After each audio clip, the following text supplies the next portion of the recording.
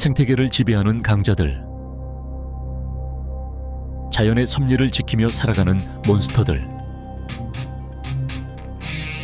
우리는 그들을 포식자라고 부릅니다.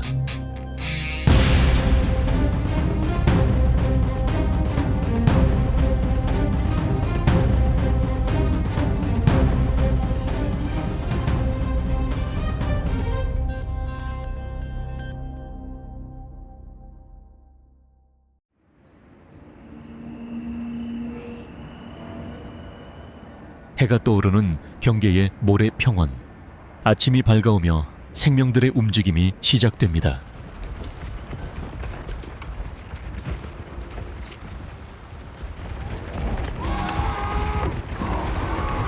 저 멀리 무언가를 보고 놀란 케라토노스 무리가 서둘러 이동을 시작합니다. 평소 대가족 단위로 모여 살아가는 이들은 하나의 움직임만으로도 초원을 떠들썩하게 만듭니다. 이들을 긴장하게 만든 존재는 바로 리오레이아. 사실상 하늘 위의 최강자 중 하나로 무자비한 사냥 실력을 가진 포식자입니다.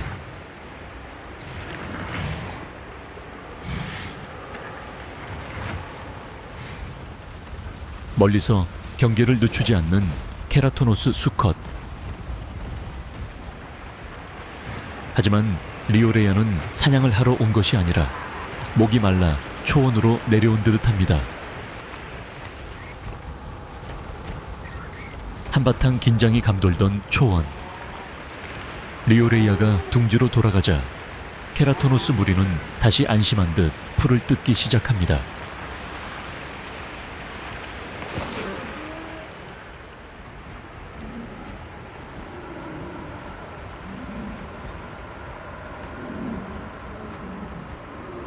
그러나 이 평온함도 오래가진 않습니다. 그들의 곁에는 더욱 위험한 존재, 탈리오스가 있습니다. 크기는 작지만 리오레이아 못지않은 강력한 포식자로 단단한 턱과 강한 이빨을 이용해 무리지어 사냥하는 특성을 가지고 있습니다.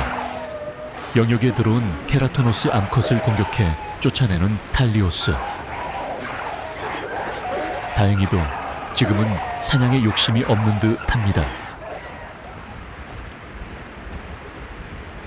그러나 배가 고파지는 순간 탈리오스 무리는 초원에서 가장 두려운 사냥꾼이 될 것입니다.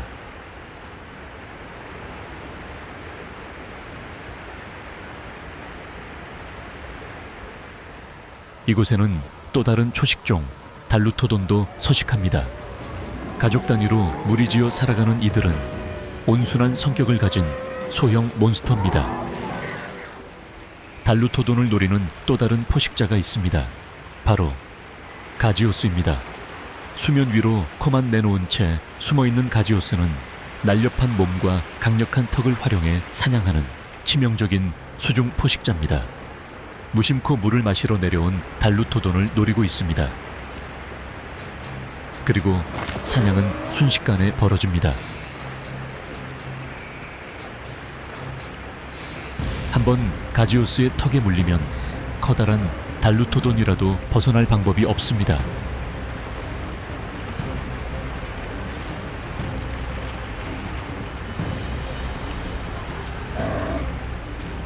이곳에서 한 생명의 끝은 또 다른 생명의 시작을 의미합니다. 이제 새로운 포식자가 등장합니다. 바로 장송벌레입니다. 바위 틈이나 어두운 곳에 숨어 살던 이들은 사체의 냄새를 맡고 단체로 기어나옵니다. 장송벌레는 생태계에서 분해자의 역할을 담당하며 자연의 순환을 이루는 중요한 존재입니다. 이곳 경계의 모래 평원에는 이보다 훨씬 거대한 포식자도 존재합니다. 바로 벽수 도샤구마. 곰처럼 거대한 몸집과 금빛 갈기를 두른 이 거대한 포식자는 강력한 아랫니와 거대한 앞발을 이용해 이곳에서 최상위 포식자로 군림하고 있습니다. 그런 도샤구마 앞에 또 다른 강자가 등장했습니다. 케마트리스입니다. 야생에서 두 포식자가 마주친다면 서로 물러설 수 없는 전투가 벌어지기 마련. 결국 정면 승부가 펼쳐지고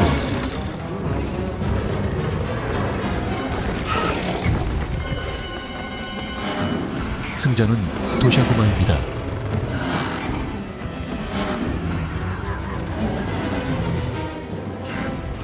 이 모습을 하늘에서 지켜보는 또 다른 포식자가 있습니다. 하늘을 나는 익룡종 바우노스. 그러나 이 몬스터는 직접 사냥보다는 다른 포식자가 남긴 사체를 찾아 먹고 살아갑니다. 하루의 대부분을 공중에서 보내며 다른 생명체의 죽음을 기다리는 생태적 청소부입니다.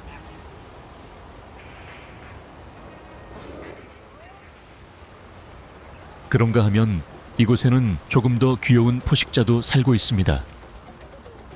바로 거품노래 부엉이. 초원의 둥지를 틀고 살아가는 이들은 풍요기가 되면 짝과 역할을 나누어 새끼를 키웁니다. 이들의 주식은 곤충, 특히 황제 메뚜기를 가장 선호하는데 이는 영양가가 높기 때문입니다. 부지런히 사냥한 메뚜기를 위장에 저장했다가 새끼들에게 나누어 먹이는 부모 부엉이.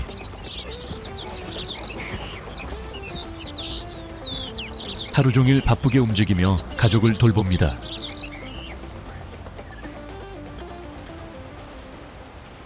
겉으로는 평화로워 보이는 경계의 모래 평원. 그러나 들여다보면 이곳은 살아남기 위한 치열한 사투가 벌어지는 전장과도 같습니다.